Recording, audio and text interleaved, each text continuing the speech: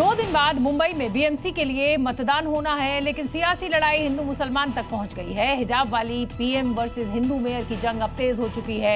इस सियासी लड़ाई में अब एक नया नाम आ गया है, जिसने महाराष्ट्र के मुख्यमंत्री को सीधे सीधे ललकारा है।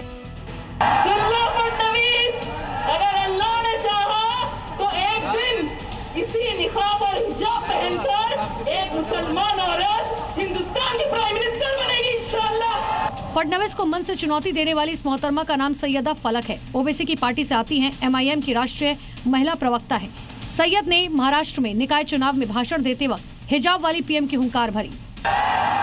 फडणवीस, अगर अल्लाह ने चाहा तो एक दिन इसी निकाब और हिजाब पहनकर एक मुसलमान औरत हिंदुस्तान की प्राइम मिनिस्टर बनेगी इंशाअल्लाह। अरे ये मुल्क किसी की जागीर नहीं है। इस निकाब और हिजाब से तुम लोगों को दुश्मनी है। जो नीतीश कुमार ने हमारी एक बहन का निकाब खींचा और जिस निकाब और हिजाब को तुम लोग जलील करना चाहते हो। ओवैसी भी इस तरह की बयानबाजी कर चुके हैं। उन्होंने भी कहा था एक दिन हिजाब वाली महिला पीएम बनेगी, लेकिन जवाब नीतीश राणे ने दिया था तल्ख अंदाज में।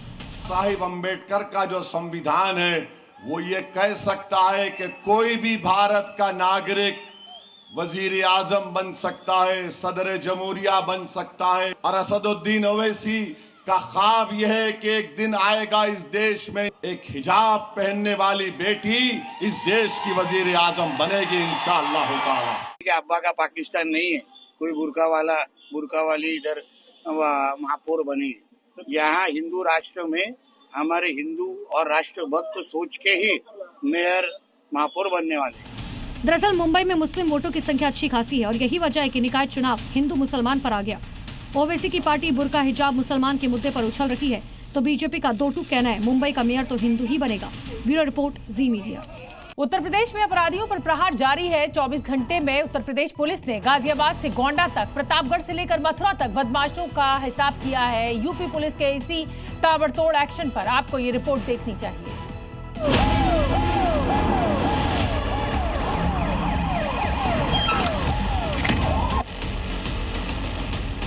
यूपी में योगी की पुलिस फुल एक्शन में है।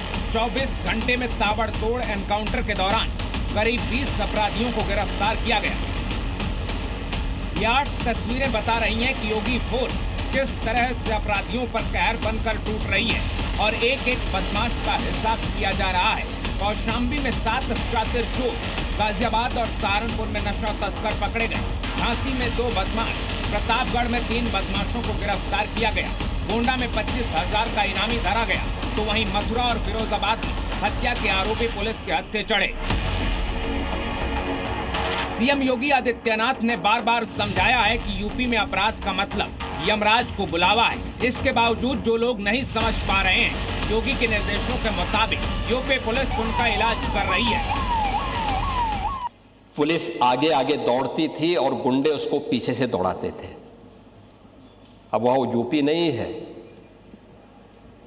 अब ये वो यूपी है जो हर प्रदेशवासी को सुरक्षा की गारंटी तो देता है, लेकिन हर गुंडे को इसके लिए चेतावनी भी देता है कि सुधर जाओ, नहीं तो यमराज के यहाँ जाने के रास्ते भी खुले हुए हैं और यमराज का बुलावा आ जाएगा।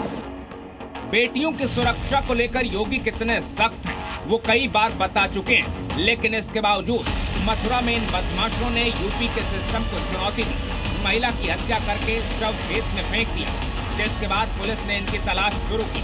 चेकिंग के दौरान सामने पड़े तो पुलिस पर फायरिंग करके एक और अपराध कर दिया। शायद इन्हें योगी की ये चेतावनी याद नहीं थी। अगर बेटी की सुरक्षा के साथ खिलवाड़ किया तो तय मानिए कि अगले चौराहे पर यमराज टिकट काटने के लिए खड़ा होगा।